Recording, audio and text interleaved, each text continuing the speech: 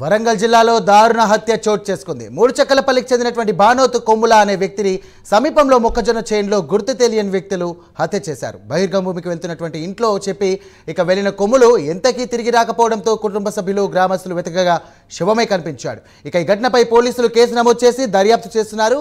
హత్యకు వివాహేతర సంబంధమే కారణమని పోలీసులు భావిస్తున్నారు.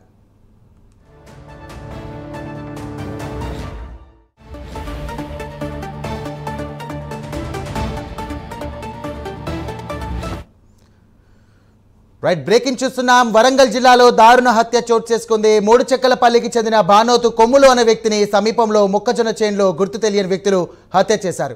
బహిర్భూమికి వెళ్ళినటువంటి ఆయన ఇంట్లో చెప్పి ఎంతకీ తిరిగి రాకపోవడంతో కుటుంబ సభ్యులు గ్రామస్తులు వెతకగా శవమే కనిపించాడు. ఘటనపై పోలీసులు కేసు నమోదు చేసి దర్యాప్తు చేస్తున్నారు. అయితే హత్యకు వివాహేతర సంబంధమే కారణమని పోలీసులు భావిస్తున్నారు.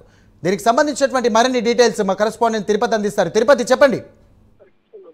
సాయిరాం, వరంగల్ జిల్లా నల్లబెల్లి మండలం మూడుచెక్కలపల్లిలో దారుణం హత్య జరిగింది. బానోతు కొమ్మాల్ అనే వ్యక్తిని అతి కిరాతకంగా కత్తితో పొడిచి హత్య చేశారు. బహిర్భూమికి వెళ్లి వస్తానని ఇంట్లో చెప్పి తిరిగి రాకుండా వెళ్లడంతో చుట్టుపక్కల మొత్తం కూడా కుటుంబ సభ్యులు గ్రామస్తులంతా వెతికారు. ఈ నేపథ్యంలో గ్రామ శివారు మొక్కజొన్న చేనులో శివమై కొమ్మాలు కనిపించినటువంటి పరిస్థితి కనబడుతుంది. ఈ నేపథ్యంలో కుటుంబ సభ్యులు ఒకసారిగా కన్నీరు మున్నీరుగా విలిపించారు. గ్రామస్తులు కుటుంబ సభ్యులు పోలీసులకు సమాచారం అందించడంతో ఘటనా స్థలానికి చేరుకొని పూర్తి వివరాలు సేకరించి మృతదేహాన్ని పరిశీలించి పోస్ట్మార్టం నిమిత్తం ఆసుపత్రికి తరలించారు. వివరాలు సేకరించిన తర్వాత పోలీసులు కేసు నమోదు చేసి దర్యాప్తు చేస్తున్నారు. ప్రాథమికంగా కొమ్మాలు హత్యకు వివాహేతర సంబంధమే కారణమని పోలీసులు భావిస్తున్నారు. గ్రామస్తులు కూడా వివాహేతర సంబంధమే కారణంగా చెప్పినటువంటి పరిస్థితి కనబడుతుంది. గత కొద్ది రోజులుగా అదే గ్రామానికి చెందినటువంటి ఓ వివాహితుడితో సన్నిహితంగా ఉంటున్నట్టు గొడవలు జరుగుతున్నట్టు తెలిసింది. 4 నెలల క్రితం పెద్ద మనిషి సమక్షంలో కూడా పంచాయతీ జరిగి ₹1,00,000 జరిమానా విధించినట్లు తెలుస్తుంది. అయితే ఆ విషయానికి సంబంధించే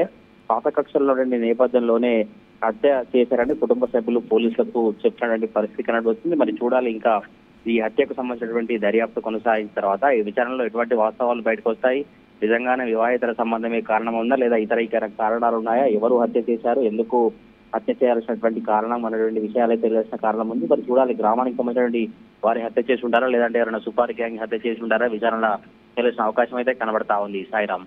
రైట్, థ్యాంక్ యూ తిరుపతి.